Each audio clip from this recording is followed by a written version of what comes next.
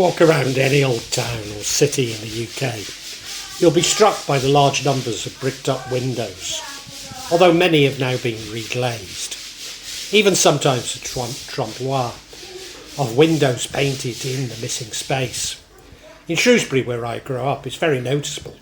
Maybe you can spot these in my clips of my hometown. I always knew this was a result of windows having been taxed.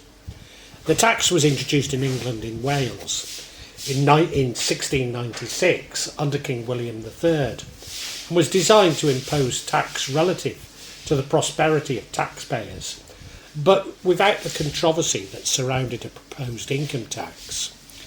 Similar taxes were also imposed in Ireland, France and the Netherlands. Occurring a little later in the Netherlands, the tax resulted in larger windows.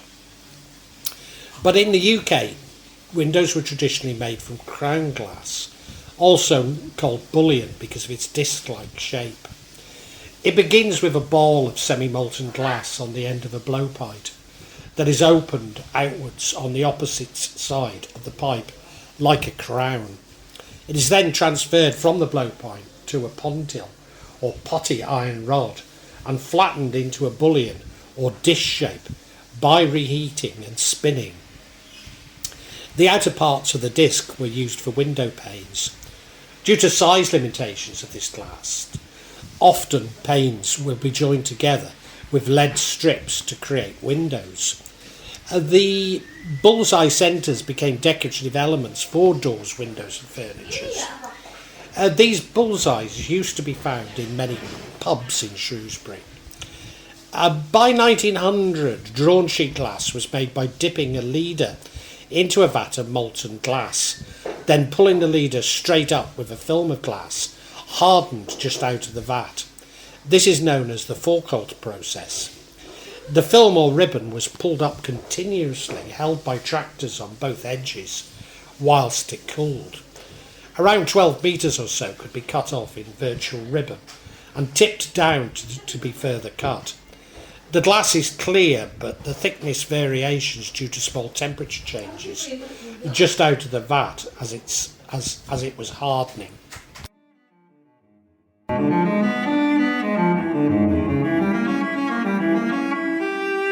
England and Wales, hearth tax, also known as hearth money, chimney tax, or chimney money, was imposed by Parliament in 1662 to support the royal household of King Charles II, following the restoration of the monarchy. The hearth tax was a supplemental tax to make up for the shortfall. It was considered easier to establish the number of hearths than the number of heads, but was resented because it often entailed inspection of the interior of the building by sub-collectors and petty constables, who had legal authority to enter every property to check the number of hearths. When the window tax was introduced, it consisted of two parts: a flat rate house tax of 2 shillings per house and a variable tax based on the number of windows above 10 in the house itself. Properties with between 10 and 20 windows paid an extra 4 shillings and those above 20 paid an extra 8 shillings.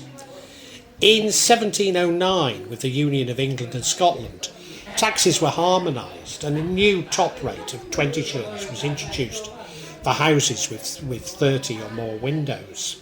In 1747, a 2 shilling flat rate was detached from the window tax and a tax in its own right, and the way the window tax was calculated was altered.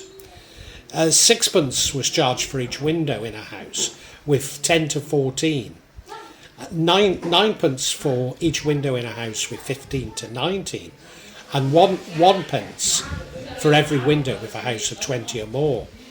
In 1758, the flat rate charge was increased to 3 shillings. The number of windows that incurred the tax was changed to 7 in 1766 and 8 in 1825. In 1709, with the Union of England and Scotland, taxes were harmonised and a new top rate of 20 shillings total was introduced for houses with 30 or more windows. But in Scotland, a window tax was imposed after 1748. A house had to have at least 7 windows, or a rent of at least £5 to be taxed.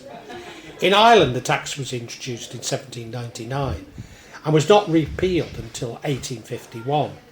Similarly, a glass tax was introduced in 1825 and remained in place until 1845.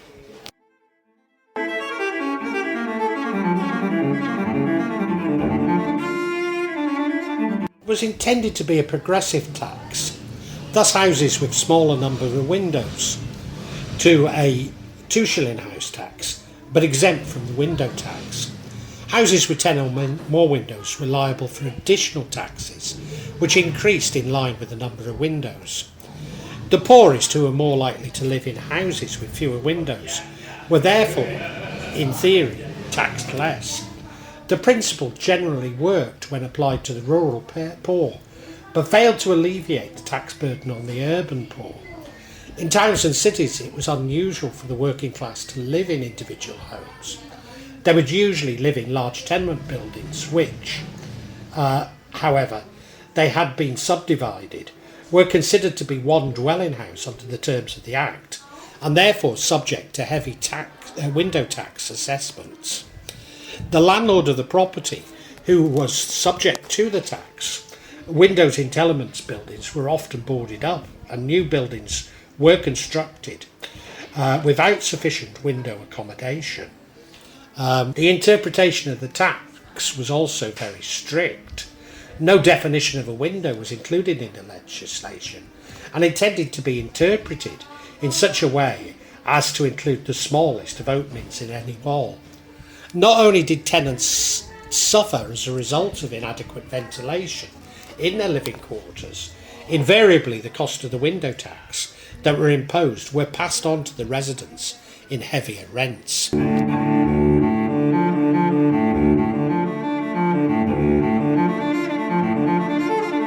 negative impact of the tax on health was well known from the early 18th century and was written about in pamphlets and popular ballads. Those living in accommodation without sufficient light and ventilation were more subject to epidemics of typhus, smallpox and cholera.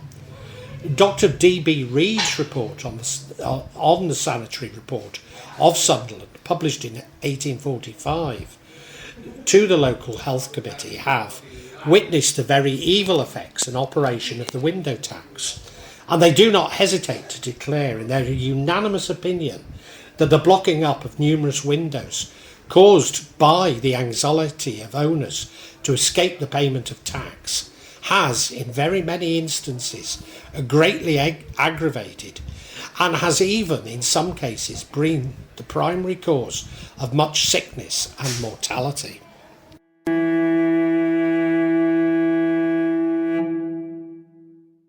Charles Dickens vociferously condemned the tax on many occasions. In 1850 he said, "Neither air nor light have been free since the imposition of the window tax. We abide to play for what nature lavishly supplies to all, at so much per window per year, and the poor who cannot afford the expense are stinted in 2 of the most urgent necessities of life." Although deeply unpopular, the tax survived until the mid-19th century. The negative effects of the lack of adequate light and ventilation were becoming so well documented that a popular campaign against the tax began to gain strength. A motion to repeal the tax failed by 3 votes in 1850. A national campaign against the tax followed throughout 1850 and 1851, and the tax was eventually repealed in 1851. Of course, we're much more enlightened today, and may be thankful that governments would never create such a health crisis.